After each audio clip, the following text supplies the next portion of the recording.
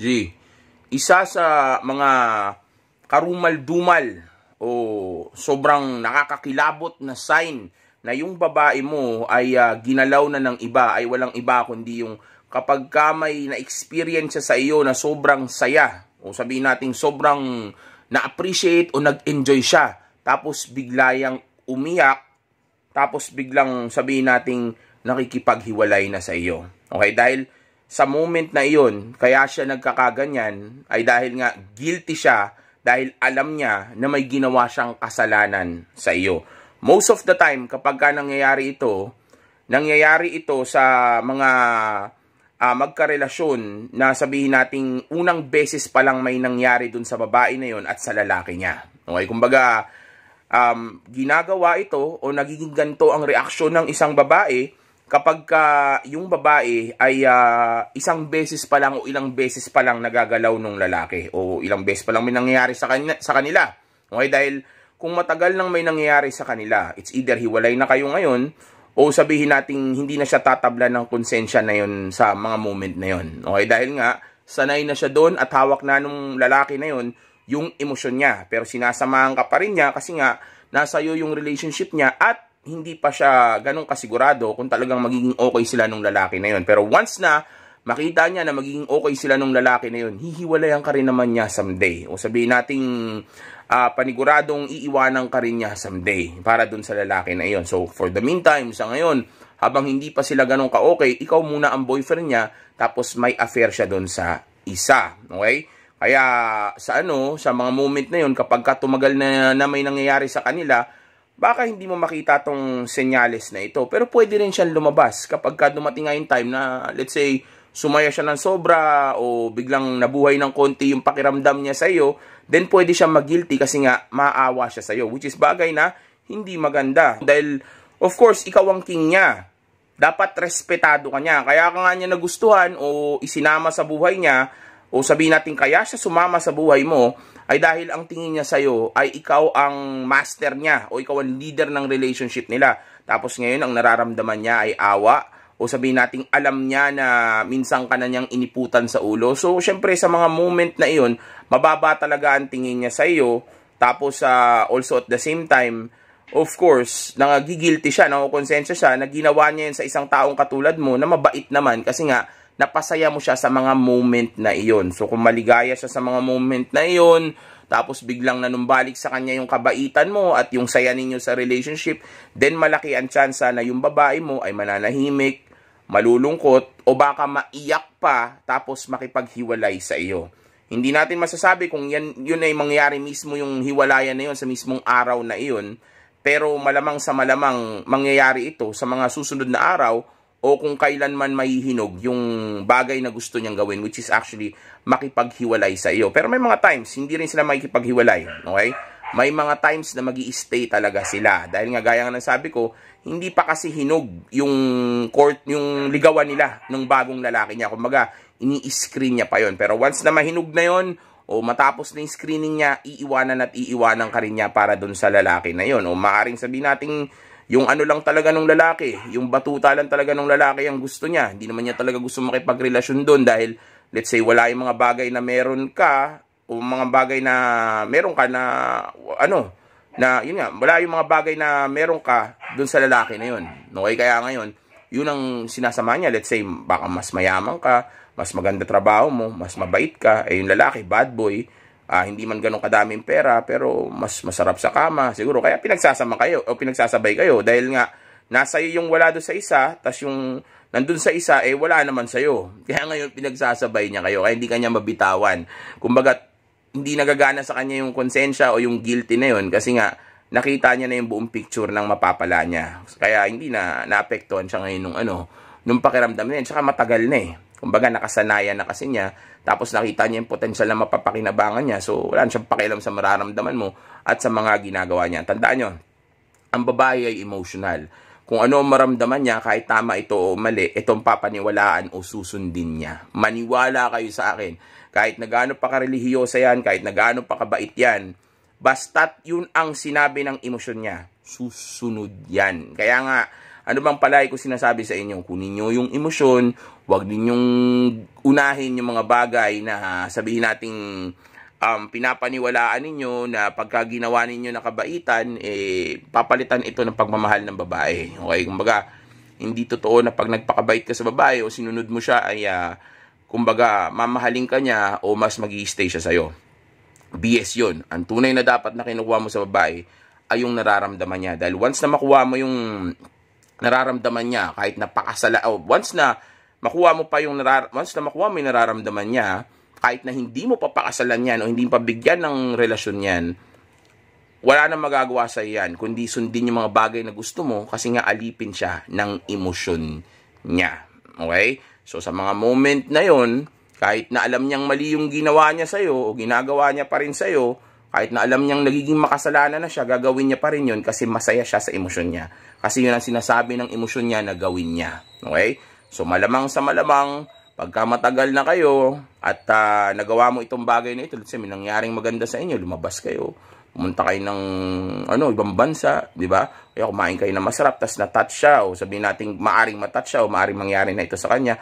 Well, mangyari pa rin to, kumbaga kahit paano mararamdaman pa rin niya, pero malaki ang tsansa na hindi na siya maapektuhan ito ng mas matindi. Okay? Kumbaga, yung pagiging effective nito ay hindi na ganun kalakas yung potency niya kumpara dun sa sabihin nating bago pa lang sila. Okay? Dahil kung katagalan na nangyayari yan, tapos biglang nangyari to, gaya ng sabi ko kanina, ang mangingibabaw na sa kanya ay yung emosyon niya para dun sa isang lalaki. At kung ano yung mga napapala niya o yung enjoyment niya dun sa lalaki na yon at sa'yo ng sabay. Okay? Kaya malamang sa malamang, hindi mo ito makita sa kanya.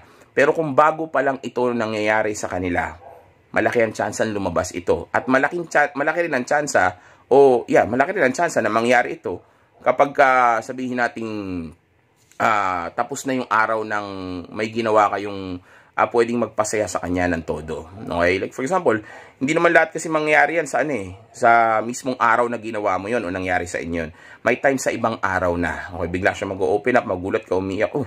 Ba't ka umiiyak? Ano meron? Okay, biglang higa sa'yo, o dadantay sa'yo, kaya yakap sa'yo, hawak sa'yo. Tapos biglang magpapakita na malungkot siya, di ba? Magtataka ka. Sa mga nagkaroon na ng shota dyan, nagkaroon na ng babae dyan, alam nyo kung anong tinutukoy ko. Naranasan nyo na to Yung biglang nagugulat kayo sa babae, biglang naglalambing, o kaya biglang magiging malungkot, tapos yayakap sa'yo, di ba? Tapos tatanungin mo anong problema, tapos tahimik lang, yung hindi sumasagot. Walang problema, nalulungkot lang ako. Delikado yun. Kasi malaki ang tsansa, kaya siya gumaganon. Ibig sabihin nun, nagigilty na siya sa ginagawa niya sa iyo. Okay? Sa ginagawa niyang kalokohan sa iyo. Kaya gumaganon yung babae. Naranasan ko na yan before, ilang beses na, sobrang accurate niyan. Even yung mga client ko ngayon, nararanasan nila, kaya nga shinare ko yan sa inyo para maging aware kayo. Kasi napansin ko, ang daming di aware dito sa pangyayari na ito Okay, so kung mangyari nga ito sa inyo, sabihin nating ma-experience niyo itong bagay na ito, at least ngayon, alam niyo na. Okay, kaya shinare ko.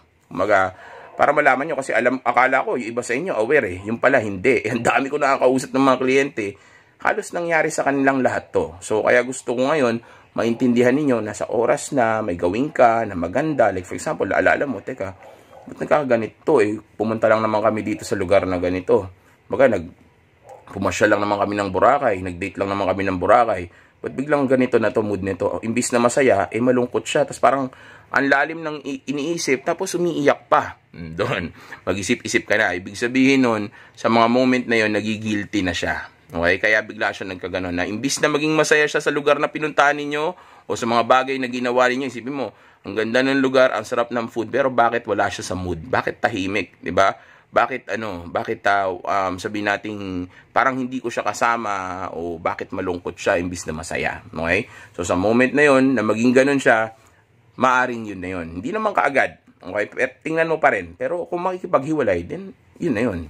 Dahil na kung nakipaghiwalay siya, di ba? Sinabi niya na parang gusto ko ng space. Yun. Pag space ang hiningi sa'yo, sa moment na ganun nga yung pangyayari, matik na yun. Yun. Kasi kitang-kita yung pattern, di ba?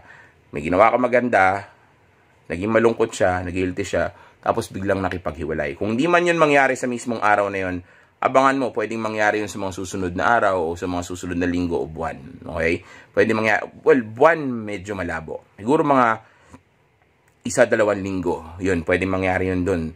Pero yung ikalawang linggo, medyo malabo na rin kasi medyo tumatagal na eh. Pero pinaka ano niya talaga, pinaka max niya is 2 weeks. Pwede mo pa rin consider yun ang ganun. Kung biglang makipaghiwalay sa'yo, tapos biglang nanghingi ng space after ng isang long trip, isang magandang date, let's say, masarap na pagkain, let's say, last week, kumain kayo sa ganito, sabihin natin, ang saya-saya nyo naman, okay, tapos bigla siya na nahimik doon, o bigla siyang umiyak doon ng mga oras na yon, tapos after ng mga ilang araw, nakikipaghiwalay na sa'yo, ibig sabihin na nakukonsensya na yun. Okay? May bumibira kay dyan sa mo. Okay?